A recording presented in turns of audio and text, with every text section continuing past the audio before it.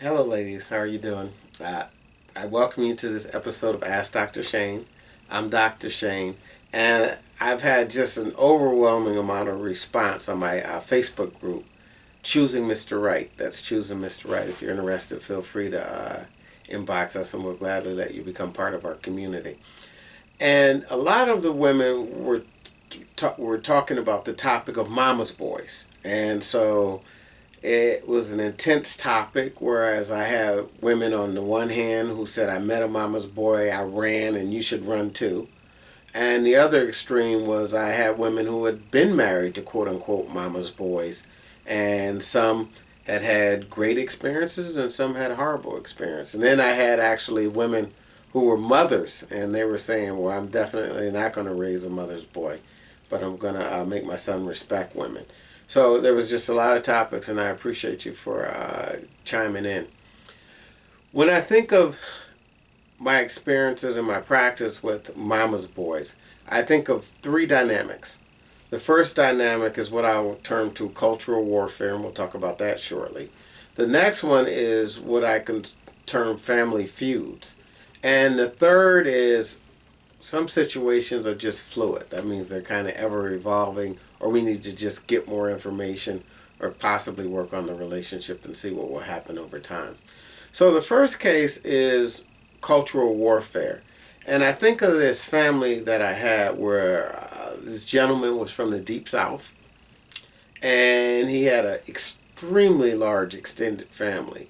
And they would be together most weekends, cooking, eating, Sunday dinner or so. They would stop together. Holidays, family functions, someone's birthday. They were kind of a clan, if you will. And this woman, his wife, was from a military family, and they had traveled all around the country, all around the world, very exposed people, but didn't grow up in that warm and fuzzy type of environment in that way. So after about 6 months, she was ready to jump over a bridge or something because it was just way more social interaction than she could handle and feel comfortable with. And it was like, well, why do we have to go here every weekend? He's like, well, if you don't come, my family's going to think what's wrong. And she's stuck up because they're not going to think I don't want to come.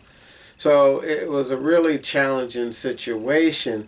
And the mother had a lot of influence, and he started to go without her. He would fight her because she didn't go. And they had real challenges with being a mama's boy, or her feeling like he was a mama's boy. And that's one case where you just have different family cultures.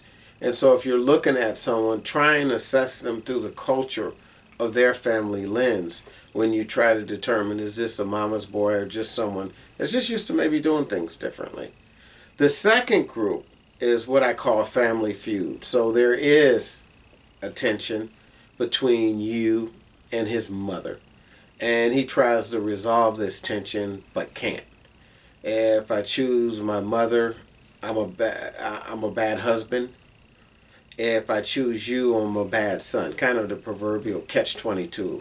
I'm damned if I do and I'm damned if I don't. And I've seen these situations really evolve over time and kind of become increasingly more disastrous. So one example was a couple that there was a problem because on Mother's Day, he would spend it with his mother instead of his wife. And this was a huge source of tension. And so we came in and we talked about it. And I said, well, that seems kind of like you may have taken a side here. And he says, no. He says, no other holiday do I get to spend with my mom. And seldom does she come over here on a weekend, and she's become estranged from her grandkids. They don't really know each other and they haven't bonded, and it really drives me crazy. And I said, well, why is that? I said, because I know they're going to fight, and I know there's going to be this big tension, and so I have to choose. And on Mother's Day when I go over there, I mean to leave early, but she's so excited to see me, and I feel so guilty about not having seen her that sometimes I don't come home and spend Mother's Day with my wife. And just a horrible situation. And the reality is, you as a wife or a girlfriend or whatever the case may be, may have to choose between being right, because she may really have hurt you, and being effective. That's not sustainable anytime a husband has to choose between his wife, or a boyfriend between his girlfriend and his mother. And people get old, things happen. And I've seen blood on many girlfriends and wives' hands that shouldn't have been there. And so if you're in that situation, consider a way that you let them off the hook. The third case is really kind of more of a fluid situation. You meet somebody, you like them, and you start to notice that, boy, he and his mom sure do a lot, and she isn't so friendly with you.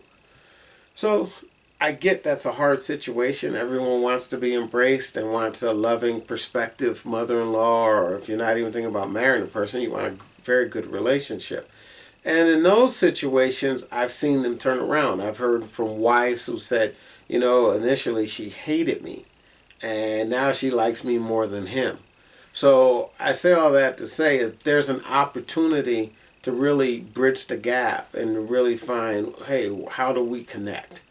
And do it. You're best served saying, hey, the situation is fluid. Right now they don't know me. A situation will arise where they will get to. If we do get serious, if we do get married and we do have kids, it's going to be a grandmother that definitely wants to be close to a grandkid. So just try and minimize the damage as hard as it may be, and know that in time there may be an opportunity to mend fences, or for you to say, wow, I've given this my all and there's nothing else I could do. I don't think this situation is winnable. I just can't win here, and I might be better off with another man. So those are the three scenarios: cultural warfare, family feuds, and kind of the fluid approach, as I'll call it. I thank you for listening in. I also would like to say, as a disclaimer, this is not to be misinterpreted as psychological advice. It's strictly some observations that I've made. It's not an assessment. It's not a diagnosis. I've never met with you, so I don't know your personal situation. And definitely, I don't think there's a one-size-fits-all approach. So I thank you, and if you like what you've heard, just go down there and hit the like button and hit the subscribe button, and you'll start to get more of these type of episodes of Ask Dr. Shane. Thank you.